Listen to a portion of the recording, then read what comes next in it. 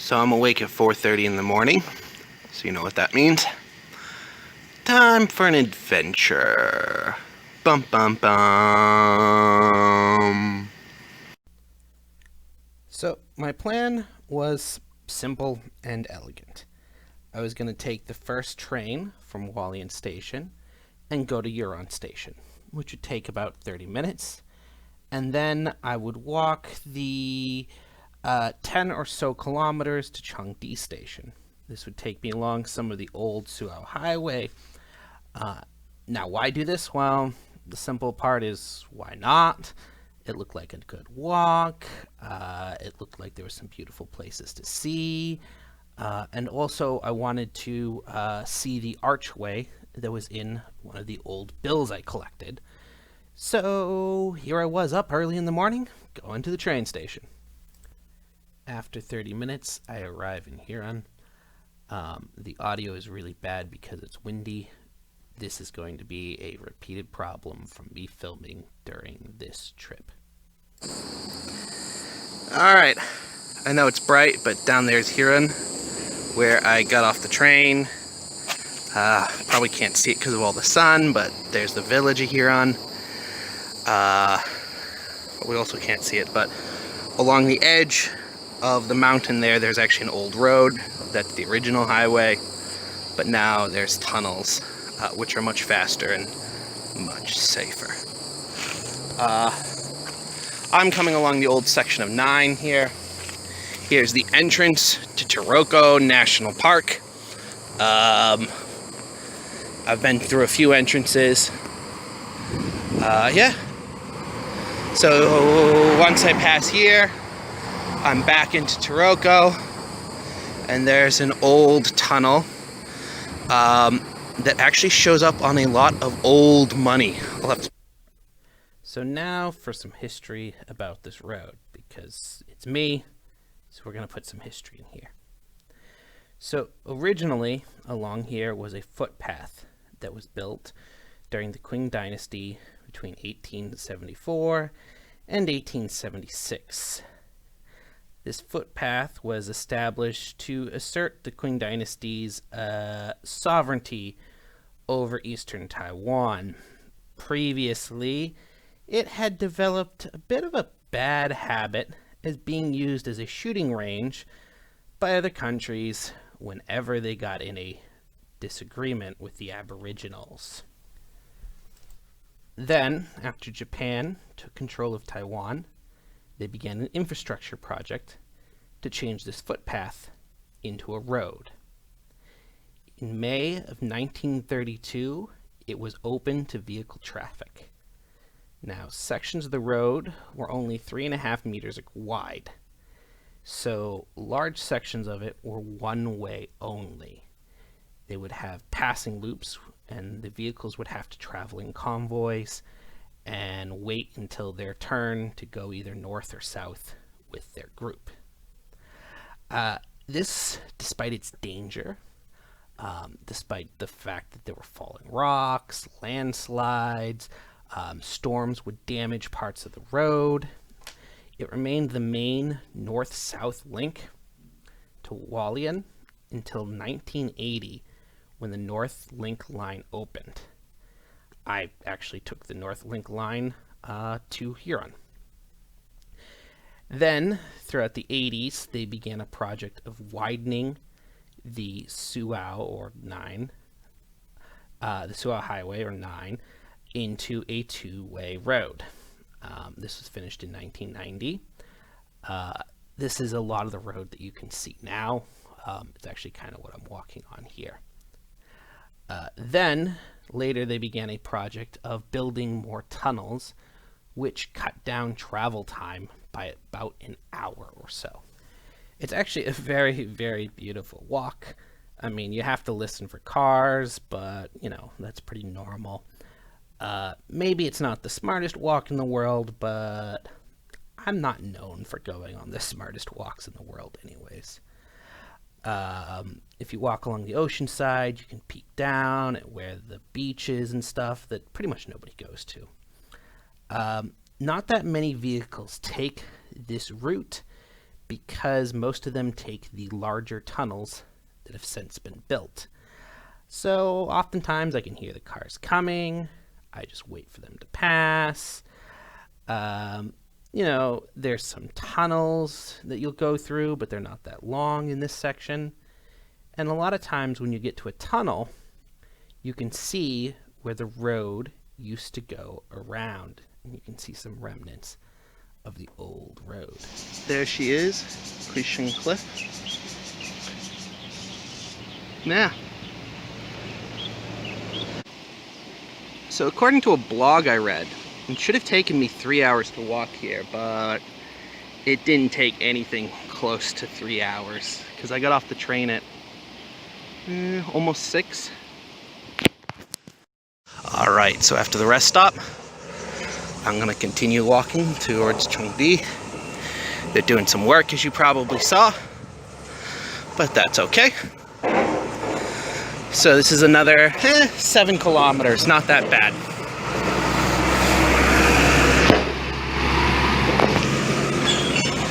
I want to be in that wide spot when that car comes.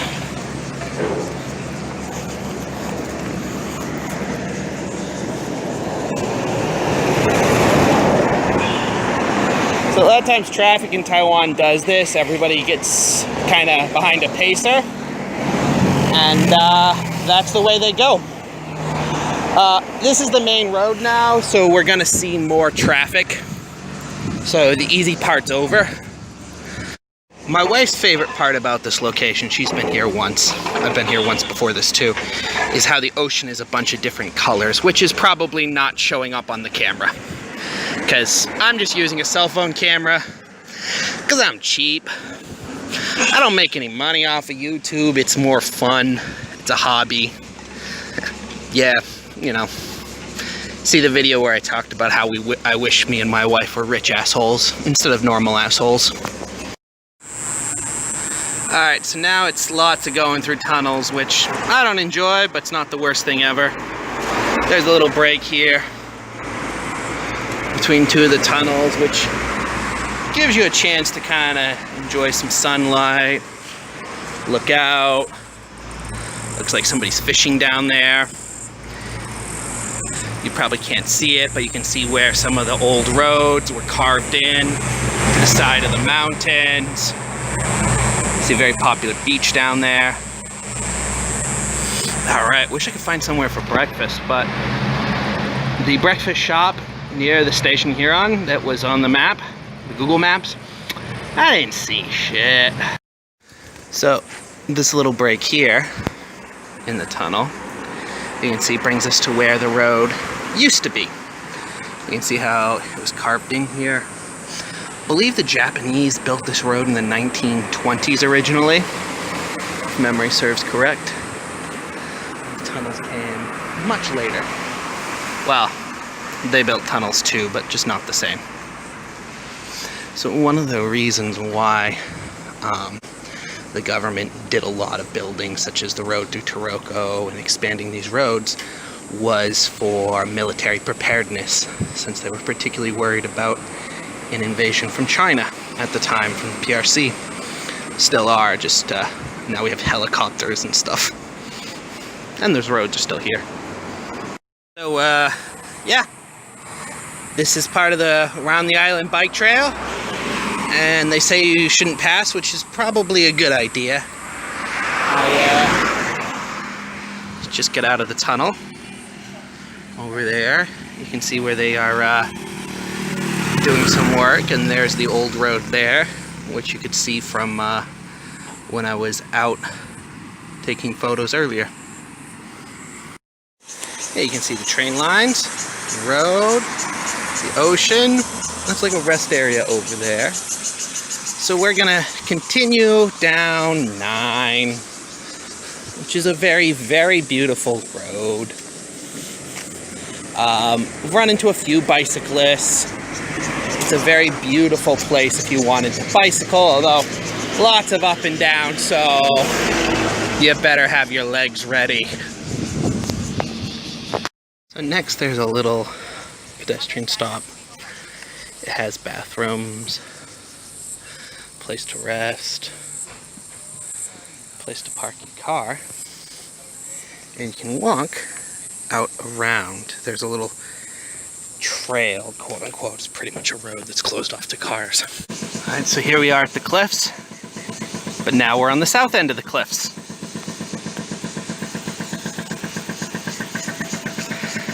Still a nice, bright morning. So that nice little trail brought us out here to a deck. We got a nice view of the mountains. It's a nice place.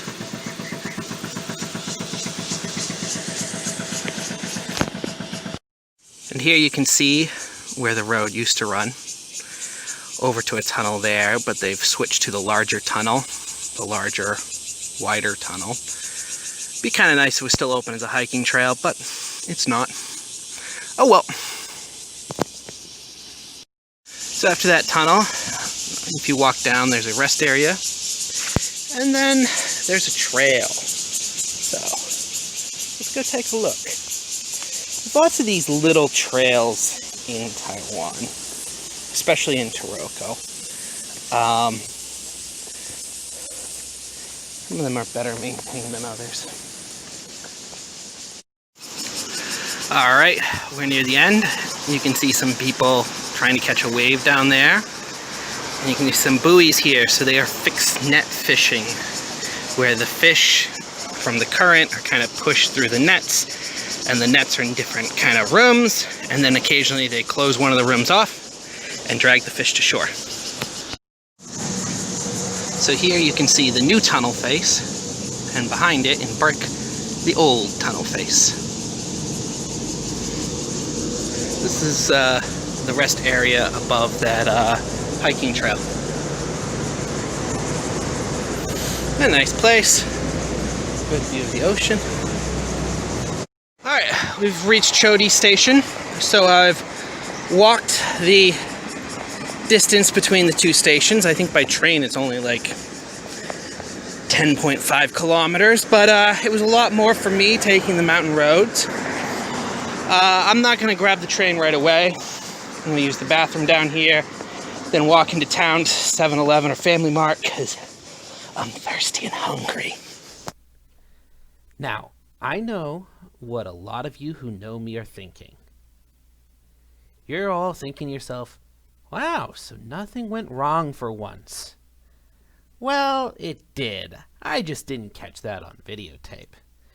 So I walked to 7-Eleven, got a drink, got a snack, came back, and then it turns out my Easy Card wasn't working. And I missed the last train leaving that station for about 4 hours.